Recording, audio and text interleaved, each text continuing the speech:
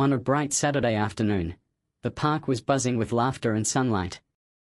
Families lounged under trees, kids ran wild, and near the old stone fountain, a group of children were playing hospital. Their medical tools? Twigs for thermometers, leaves for prescriptions, an old shoelace for a stethoscope. They took their roles seriously, whispering diagnoses like cough fever and broken toe syndrome with the kind of conviction only children could summon. From the plush leather seat of his customized Bentley, Harrison Bell watched with mild disgust. He adjusted his sunglasses, smirking. "What a charming little performance," he muttered, sarcasm dripping from every word. "I bet not one of them knows what a real stethoscope is." His voice was loud enough for his driver to hear but aimed at no one in particular. Harrison didn't do subtle. At 56, Harrison was the kind of man who'd made a sport out of cruelty. Once the golden boy of the Bell real estate dynasty worth over $500 million suffered a stroke 5 years ago that left him paralyzed from the waist down. The accident didn't soften him. If anything, it sharpened his bitterness. His wealth became his weapon, his disability an excuse to be more vicious. Power was the only language he spoke. A few feet away from the kids, a young girl stood watching. About 10, maybe 11. Dark-skinned, hair in tight braids, wearing a faded yellow sundress and sneakers that had seen better days. Her name was Amira. She didn't talk, didn't join in, just observed with a strange intensity that made Harrison oddly uneasy. "Hey, you," he called, voice cutting across the air like a blade. "Why aren't you playing doctor with your friends?" Amira didn't flinch. She walked slowly to the edge of the sidewalk near his car, eyes steady, calm in a way that felt unnatural for a child. "It's not make-believe," she said plainly. "It's faith." Harrison barked a laugh. "Faith, huh? All right, little healer, how about this?" He gestured dramatically to his wheelchair. "I've been paralyzed for 5 years. The best doctors in the world couldn't fix me. But if you really believe in all this, I'll give you $1 million if you can make me walk again."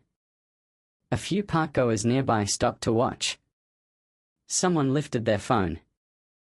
Harrison loved the attention, the absurdity of the bet, the guarantee of watching this child fail. Public humiliation was a delicacy for him. He waved his wallet in the air, fanning out several crisp hundreds.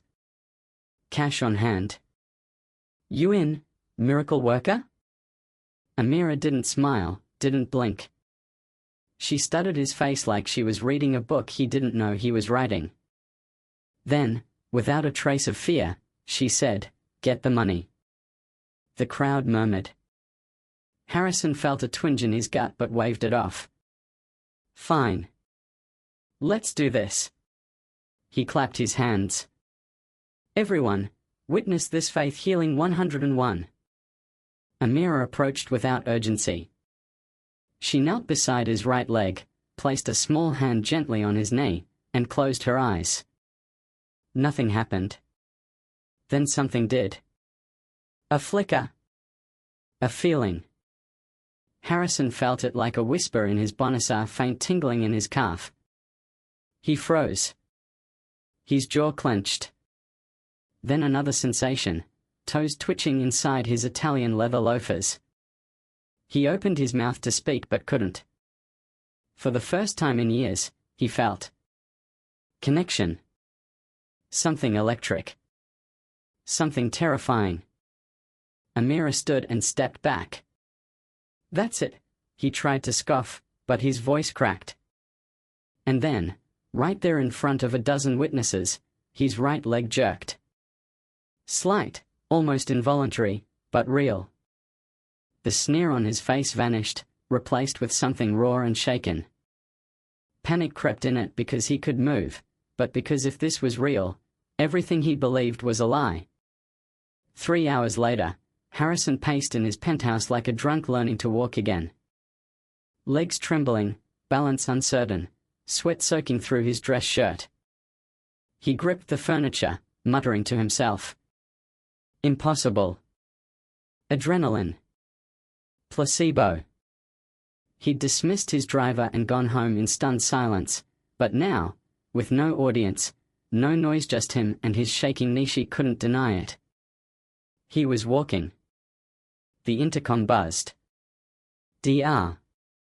Patel here, sir. You asked for an urgent visit? He's neurologist of 4 years, one of the top spinal injury specialists in the country, entered and nearly dropped his briefcase when Harrison answered the door on 2 legs. Tests followed. Dozens. Reflexes, imaging, nerve response.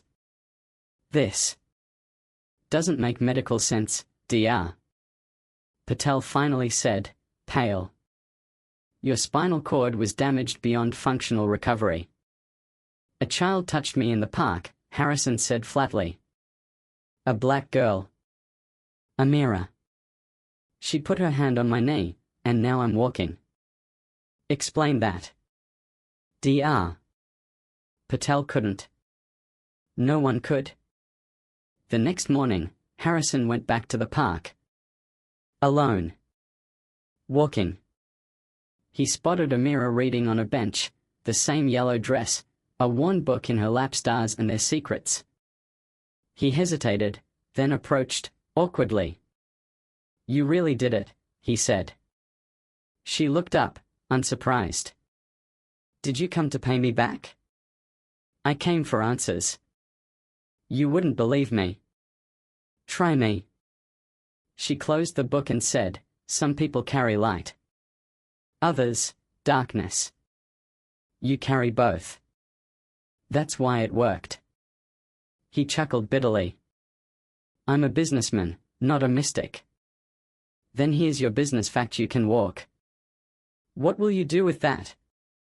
Her question stabbed deeper than he expected. Why would he change? He was still the same man. Exactly, she said, reading his silence. Later that night, Harrison couldn't stop thinking about her. He hired a private investigator. The report made his blood run cold. Amira Jackson. 10 years old. Lives with her grandmother in a crumbling housing project, Ridgeview Estates. Her father, Darius Jackson, died 2 years earlier in a construction accident. At Bell Heights, one of Harrison's buildings. The project had evicted 300 families. Mostly black. Low income. Harrison's company had replaced their homes with luxury condos. And Darius? He was the electrician who died when a beam collapsed after warning site supervisors about it. The warnings had been buried. Cost of delay, too high. Harrison had never known his name. Until now. Amira knew who he was that day in the park. And she healed him anyway. The next morning, Harrison met with her mother, Nia, at a modest cafe near the project site. He handed over a thick folder. I'm the reason your husband died, he said. We cut corners. Your lawyer was bribed to drop the lawsuit. I have proof of everything. Nia stared, stunned. My daughter healed you? Yes. And I'm not sure why.